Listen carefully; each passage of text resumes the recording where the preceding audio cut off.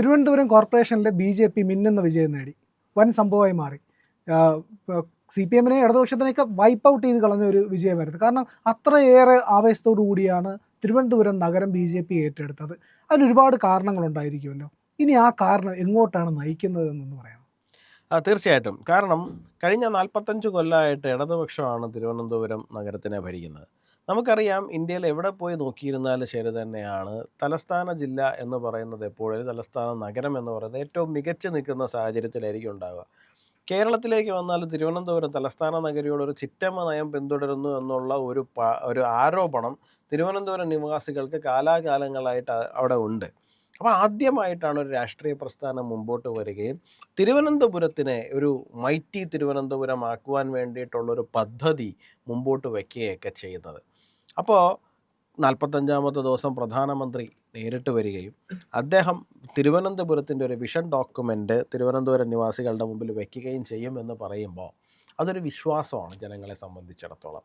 പ്രധാനമന്ത്രി വരുന്നു, പ്രധാനമന്ത്രി തിരുവനന്തപുരത്തിൻ്റെ വികസന രേഖ അവതരിപ്പിക്കുന്നു എന്ന് പറയുമ്പോൾ തലസ്ഥാനത്തിലെ ജനങ്ങളുടെ ക്ഷേമത്തിന്, അല്ലെങ്കിൽ തലസ്ഥാന നഗരത്തിൻ്റെ വികസനത്തിനെ ഭാരതീയ ജനതാ പാർട്ടി അത്രയും സീരിയസ് ആയിട്ട് കാണുന്നു എന്ന് കൃത്യമായിട്ട് ആ സന്ദേശം ജനങ്ങളിലേക്ക് എത്തിക്കുവാൻ വേണ്ടിയിട്ട് BJPക്ക് സാധിച്ചു എന്നുള്ളതാണ്.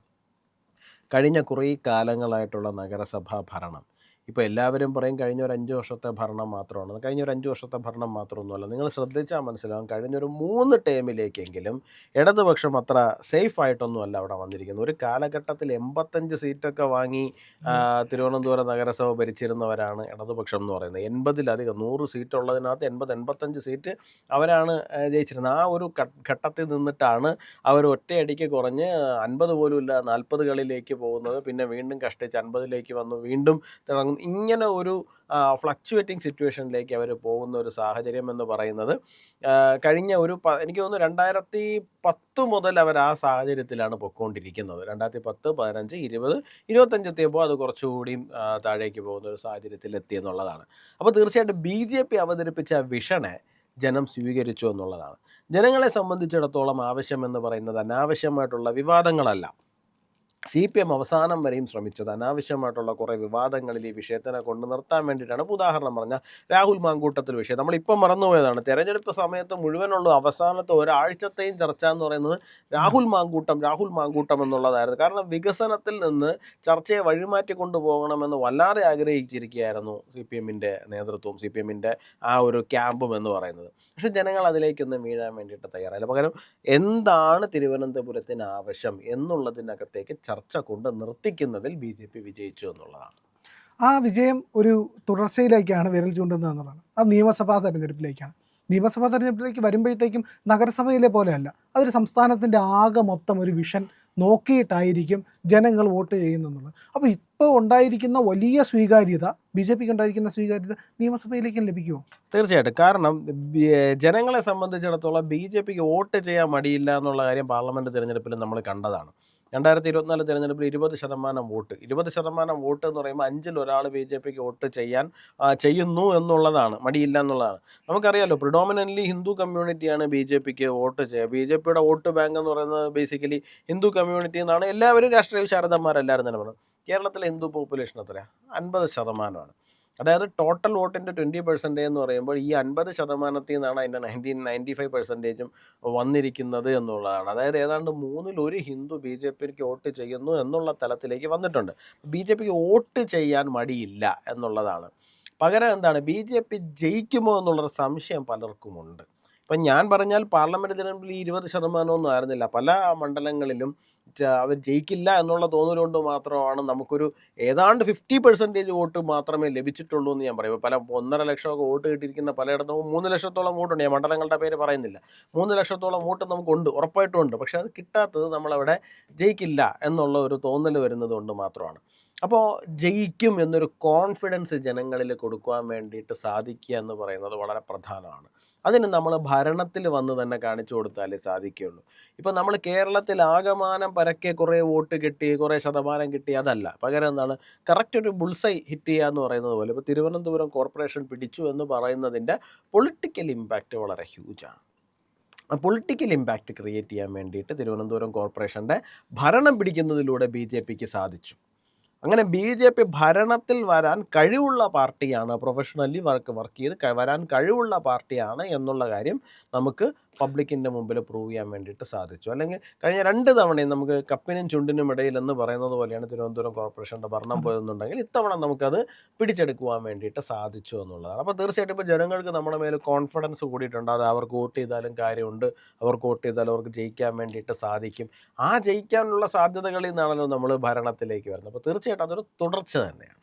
അപ്പോൾ 2-3 മണ്ഡലങ്ങൾ പ്രധാനമായിട്ട് നമുക്ക് പറയാൻ കഴിയും. ഒന്ന് നിയമം BJPക്ക് ഷുവറാണ്.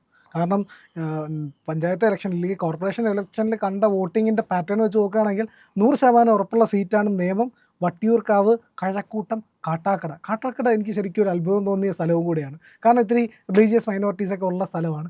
എന്നിട്ട് പോലും BJPക്ക് വലിയ സാധ്യതയുണ്ടെന്ന് അത് തെളിയിച്ചു കഴിഞ്ഞു. അപ്പോൾ തിരുവനന്തപുരത്ത് BJP വിചാരിച്ചു കഴിഞ്ഞാൽ ഒരു വലിയ രീതിയിൽ തന്നെ സീറ്റുകൾ ഒപ്പിക്കാം, ഇല്ലെങ്കിൽ ജയിക്കാൻ കഴിയുമല്ലോ. തിരുവനന്തപുരത്ത് BJPക്ക് 2 സീറ്റുകൾ ഒഴിച്ച് ബാക്കി എല്ലാം വിജയസാധ്യതയുള്ള സീറ്റുകളാണ്.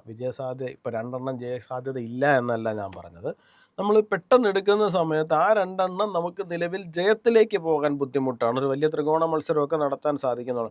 ഞാൻ മണ്ഡലങ്ങളുടെ പേര് പറയുന്നില്ല കേട്ടോ, കാരണം മണ്ഡലങ്ങളുടെ പേര് പറഞ്ഞാൽ അത് ആ മണ്ഡലങ്ങളിൽ മത്സരിക്കുന്നവരെ ബാധിക്കുമെന്നുള്ളത് കൊണ്ട് മാത്രമാണ്. എന്നാലും ഞാൻ പറയണം 14-ൽ 12 നമുക്ക് ജയിക്കാൻ വേണ്ടിയിട്ട് സാധിക്കും എന്ന് 100% നമുക്ക് ഉറപ്പുള്ള മണ്ഡലങ്ങൾ തിരുവനന്തപുരത്തുണ്ട്. ആ ഫൈറ്റ് കുറച്ചുകൂടിയും അതിൻ്റേതായിട്ടുള്ള പ്രോപ്പറായിട്ടുള്ള തലത്തിലേക്ക് വരണം എന്നുള്ളതാണ്. ഇപ്പോൾ ഈ പറഞ്ഞ മണ്ഡലങ്ങളെല്ലാം തന്നെ നമുക്ക് വലിയ ജയസാധ്യതയിൽ നിൽക്കുന്നതാണ്.